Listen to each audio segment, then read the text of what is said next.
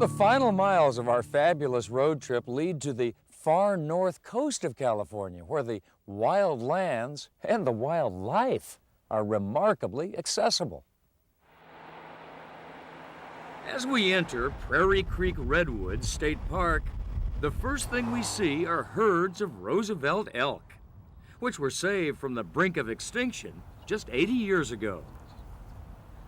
And in the 1920s, there was roughly about 15 elk up in the area here. Up to 15? 15 elk. In this whole area? In this 15? whole, down to 15 elk, yeah. Today, the neighborhood elk population is about 1,500, according to Brent Critch of the North Coast Redwood Interpretive Association. I think that they're going to be a regular part of the ecosystem here, hopefully for many, many thousands of years. And so should giant redwoods, which have already been here for thousands of years, and which now line the road and serve as sanctuaries for people. It's like being in a cathedral. That's how I feel when I come through this canyon. I feel like I'm in a cathedral. Bay Area resident Phyllis Kangemi loves these redwoods and this brand new trail. So quiet.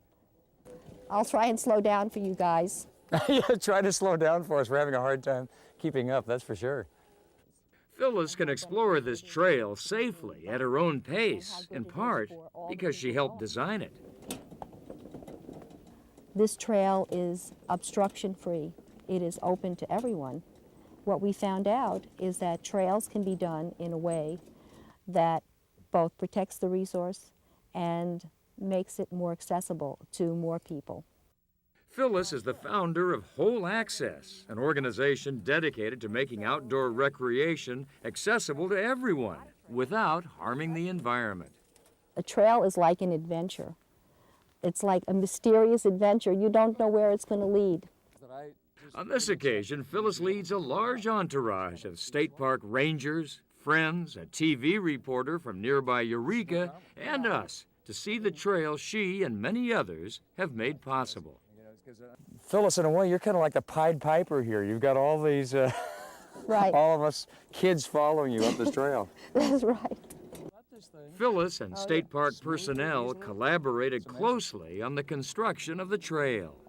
My hope is that other people are going to see what we can do and how easy it is and how beneficial it is for protecting the environment and how good it is for all the people going on the trails.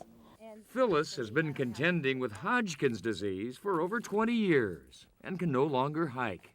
So to see any of this country, you'd have to have somebody take you there. Right. On most trails, she needs to be carried over rough terrain. It's dangerous for her. Got to be very careful. Very careful. You okay? Difficult for others. Good. Oh, man. I almost went You almost went down. myself. Right. And damaging to nature. What I'm saying is when people are going over the routes, they're stepping on somebody's feet. Those big trees above us. Those big trees above us. This new trail allows her to roll freely over natural materials. Steep grades have been evened out, erosion has been reduced, and nearly invisible protective barriers have been built. I mean, this looks like it was always here, but It looks like it was always here, but this is actually manufactured, huh? it was, well, no, it's taken from the material in the woods, but it's actually secured with rebar. The rebar secures the log, preventing visitors from sliding off the trail. But what Phyllis and her colleagues are doing has not gone unnoticed. You're watching News Channel 3, the spirit of the North Coast.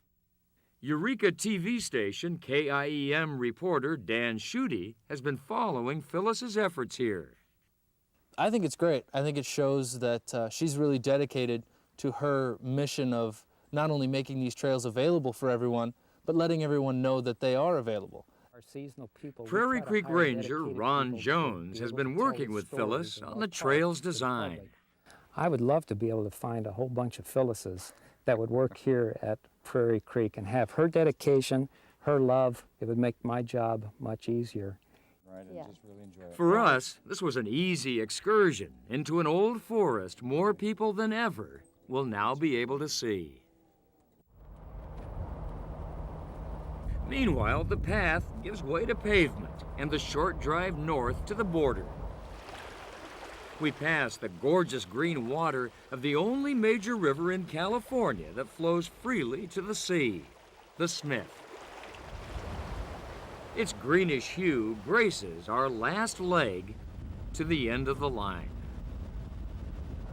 Well, after 3 days of driving for us and about 500 miles from the Bay Area, it is raining, and that of course means we are in Oregon. Well, the drive up the coast of Oregon is also a very beautiful trip, but that's another story. Meanwhile, the good news for us is we get to go back home.